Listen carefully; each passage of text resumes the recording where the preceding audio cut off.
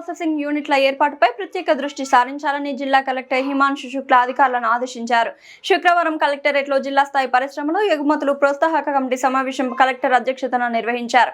ఈ సమావేశంలో కలెక్టర్ మాట్లాడుతూ జిల్లాలో ఫుడ్ ప్రాసెసింగ్ యూనిట్ల ఏర్పాట్లకు మంచి అవకాశాలు మెండుగా ఉన్నాయని, నిమ్మ, వేరుశెనగ, పాలు, మాంసం జిల్లాలో అత్యధికంగా ఉత్పత్తి అవుతున్నాయని, వీటి నుంచి ఫుడ్ ప్రాసెసింగ్ పరిశ్రమలను ఏర్పాటు చేసేలా పారిశ్రామికవేత్తలను ప్రోత్సహించాలన్నారు. ఇటీవల రాష్ట్ర ప్రభుత్వం విశాఖపట్నంలో ప్రతిష్టాత్మకంగా నిర్వహించిన సిఐఐ భాగస్వామ్య సదస్సులో 14 మంది పారిశ్రామికవేత్తలు జిల్లాలో పరిశ్రమల ఏర్పాటుకు ఒప్పందాలు కుదుర్చుకున్నారని, ఈ పరిశ్రమలన్నింటికీ అవసరమైన మౌలిక వసతులు కల్పించేందుకు సంసిద్ధం కావాలని అధికారులను ఆదేశించారు. పరిశ్రమల స్థాపనకు దరఖాస్తు చేసుకున్న వెంటనే భూసేకరణ ప్రక్రియను వేగంగా పూర్తి చేసేందుకు చర్యలు తీసుకోవాలన్నారు. నీటి వసతి, విద్యుత్ మొదలైన కనీస సౌకర్యాలను కల్పించాలన్నారు.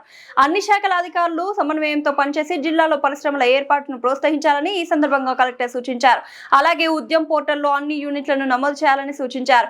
యాక్షన్ ప్లాన్ ప్రకారం 1 నెలలోపు అన్ని ఎంఎస్ఎంఈలను ఉద్యమ్ పోర్టల్లో నమోదు చేయాలని ఆదేశించారు. అలాగే ఈపీఎఫ్ రిజిస్ట్రేషన్ కూడా తప్పనిసరిగా చేయించాలన్నారు. ఈ సమావేశంలో పరిశ్రమల శాఖ GM Ganapa Chandrasekhar, AP IIC Z M Sivakumar, AP pollution control board EE Ashok Kumar, Khadi Vikas board DD Prasannalakshmi, ఆర్డీఓలు అనుష, పావని, వివిధ శాఖల అధికారులు, పలు పరిశ్రమల నిర్వాహకులు పాల్గొన్నారు.